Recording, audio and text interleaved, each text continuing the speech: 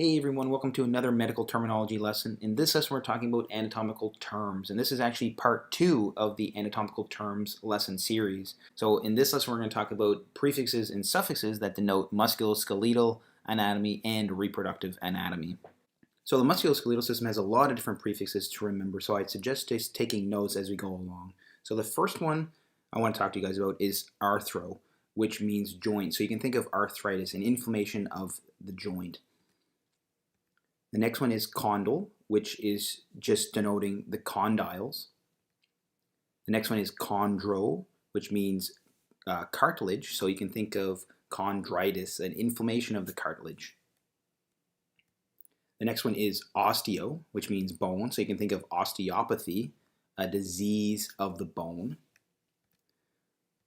The next one is musculo-myo or myoso, which means muscle. So each of these can be used in different settings. So again, you can think of musculoskeletal, or you can think of myosarcoma, which is a cancer of the muscle. The next one is omo, which means shoulder. So you might not have heard of this one so often. You might hear muscles like the omohyoid, which is associated with the shoulder. The next one is scapulo, which just means scapula or shoulder blade, so that's a pretty easy one to remember. The next one is acromio, which just denotes the acromion of the scapula, which is just a projection on the scapula where some muscles actually attach to. The next one is axillo, which just denotes the axilla, which is just your armpit. So you can think of axillary for this one.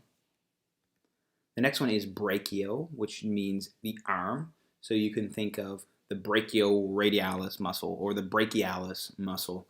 These muscles all have to do with the arm. The next one is humero, which just denotes the humerus. So this one's again pretty easy to remember. So the next one is gleno, which just denotes the glenoid fossa or glenoid cavity. So this is just the actually space in between the humerus and where it attaches to the scapula. So you can think of the glenohumeral fossa. The next one is the olecranon, which just denotes the elbow, and the elbow is actually referred to as the olecranon. The next one is cubito, which also denotes the elbow, and this one can also actually denote the forearm as well. So you can think of the antecubital fossa, the anterior area of the elbow. So the elbow, but on the anterior side of the forearm. So moving on now. So the cervical just represents the cervical vertebrae. Again, that's very easy to remember. The next one is spino or rachio, which means the spine.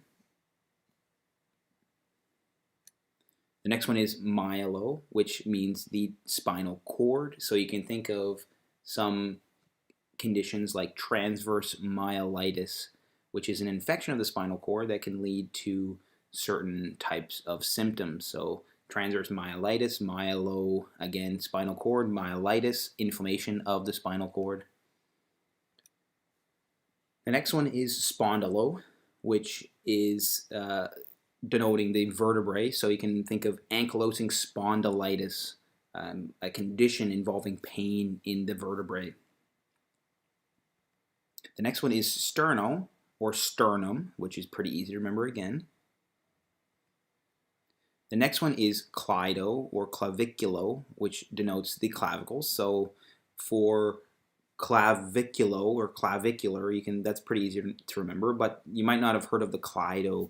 This one you can think of the sternocleidomastoid muscle, which actually attaches to the sternum and the clavicle, as well as to the mastoid process on the skull. The next one is costo.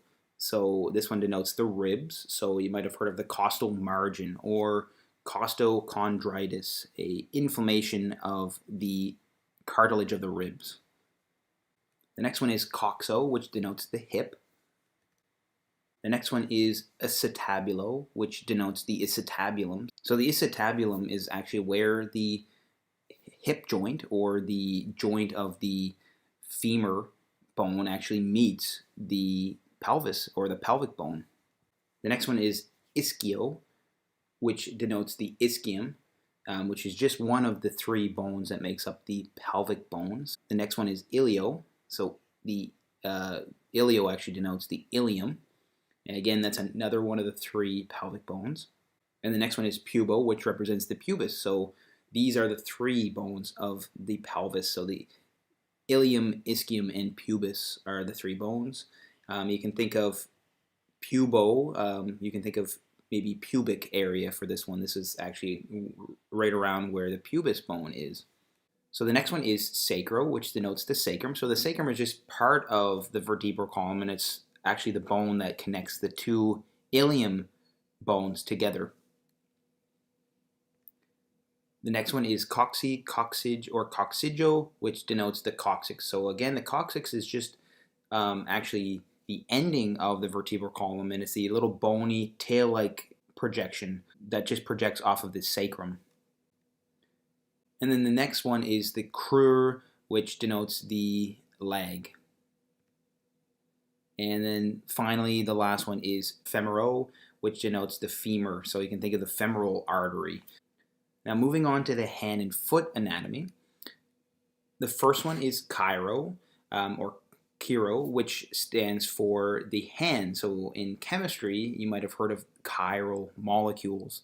And chiral molecules have what we call handedness. So actually chiro is denoting the hand. And you might also hear mani, which also denotes the hand as well. The next one is onycho, or onyk, which denotes the nails.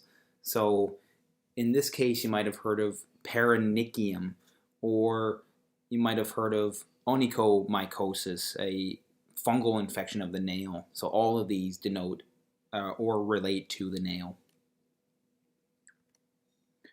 The next one is phalangio, or dactyly, or dactylo, which all stand for the phalanges or the digits. So you might have heard of polydactyly, having too many fingers or more than average number of fingers.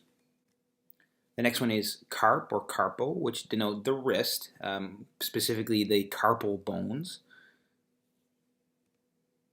The next one is the metacarp, denotes the metacarpals or the hand bones. Now moving on to the foot. So the foot is actually denoted by the prefix podo, or another one is pedi. I don't have it written here, but pedi is also another one. So you can think of, for pedi, you can think of pedicure. For podo, you can think of podiatry or podiatrist. These all relate to the foot. The next one is tars or tarso, which denotes the ankle, and more specifically the tarsal bones of the ankle. The next one is metatars, which denote the metatarsals. These are the foot bones. And the last one is calcaneo, which denotes the calcaneus or the heel bone. So now that we've gone through a lot of the musculoskeletal medical terminology, we'll move on now to reproductive anatomy, and beginning with female reproductive anatomy. So the first prefix I want to talk about is salpingo, which denotes the fallopian tubes or the oviducts. So you can think of a salpingogram or a BSO, a bilateral salpingo-oophorectomy. These all relate to fallopian tubes or the oviducts. So the next one is the ovary or oophory, which denote the ovaries. So again, you can think of an oophorectomy, the surgical removal of the ovaries. And again, these all relate to the ovaries. The next one is ovo, ovi, or oow, which denotes the egg or the ovum. So you can think of the oocyte, the egg cell, or again, the oviducts. This is the ducts for the egg to travel through. The next one is the epicio, which denotes the vulva. The next one is colpo or vagino, which denotes the vagina. The next one is cervico, which denotes the cervix of the uterus. So you can think of cervical cancer. The next one is hystero or metrio, which denotes the uterus. So you can think of hysterectomy, the removal of the uterus. You can think of endometrium, the inner lining of the uterus, or myometrium, the muscle of the uterus. All of these denote the uterus. And the next one is hymenal, which denotes the hymen. Now moving on to the male reproductive anatomy. The first one is spermo or spermato, which denotes the sperm. Very easy to remember. The next one is orchio or orchido, which denotes the testicles. So you can think of orchitis, an inflammation of the testicles. Or you can think of cryptorchidism, the medical condition where the testes are located in the abdomen. The next one is oschio, which denotes the scrotum. The next one is the epididymo, which denotes the epididymis. So in this case, you can think of epididymitis, which is the inflammation of the epididymis. And the epididymis is just behind the testes and where the sperm is actually stored. The next one is prost, which just denotes the prostate, very easy to remember. So prostatic, you can think of benign prostatic hyperplasia. And the last one is belano or phalo, which denotes the penis. So you can think of belinitis, inflammation of the penis. Anyways, guys, that was another medical terminology lesson on anatomy. In this lesson, we learned musculoskeletal anatomy and the reproductive anatomy. I hope you found this video helpful. If you did, please like and subscribe for more videos like this one. And again, as always, thank you so much for watching, and I'll see you next time.